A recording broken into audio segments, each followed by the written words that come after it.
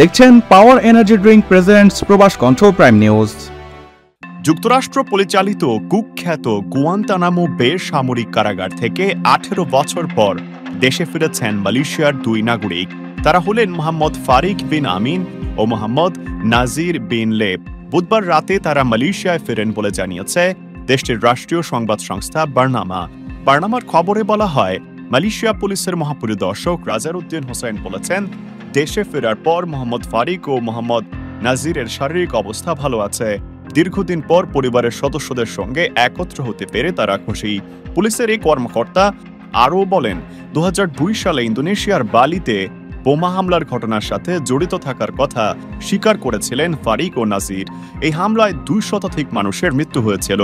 সমাজে ফেরার আগে দুজনকে পুনর্বাসন ও মূল্যায়ন প্রক্রিয়ার মধ্য দিয়ে যেতে হবে। গুয়ান্তানামো বে কারাগার থেকে দুজনকে মালয়েশিয়া পাঠানোর কথা উল্লেখ করে যুক্তরাষ্ট্রের প্রতিরক্ষা দপ্তর পেন্টাগন বলছে, এই দুজন কারাবন্দীর সহযোগিতার মনোভাব ছিল এবং তারা বালি বোমা হামলার হোতা হিসেবে অভিযুক্ত এনসেপ নুরজামানের বিরুদ্ধে সাক্ষ্য দিয়েছিলেন। আমরা পাওয়ার জেনারেশন,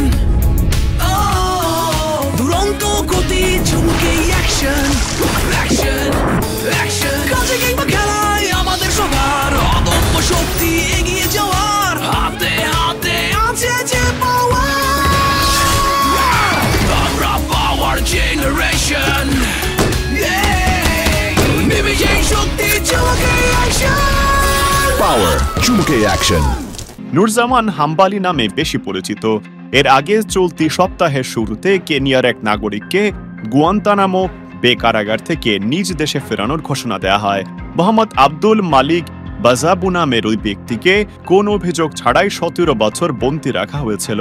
গত মঙ্গলবার তিনি কেনিয়া ফেরেন। 2007 সালে তাকে দেশটি থেকে গ্রেপ্তার করা হয়।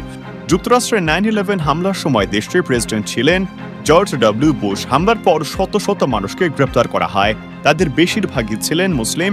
গ্রেপ্তার করা ব্যক্তিদের অনেককে মার্কিন কেন্দ্রীয় গোয়েন্দা সংস্থা CIA গোপন বন্দিশালায় বন্দী রাখা হয়। সেখানে বুশ প্রশাসনের অনুমোদনে তাদের ওপর জিজ্ঞাসাবাদের নামে চালানো হয় নির্যাতন। পরে এই ব্যক্তিদের গুয়ান্তানামো বে কারাগারে পাঠানো হয়। 9/11 হামলার পর দক্ষিণ কিউবায় মার্কিন সামরিক ঘাঁটিতে কারাগারটি স্থাপনের সময় সেখানে সর্বোচ্চ 800 বন্দী ছিলেন।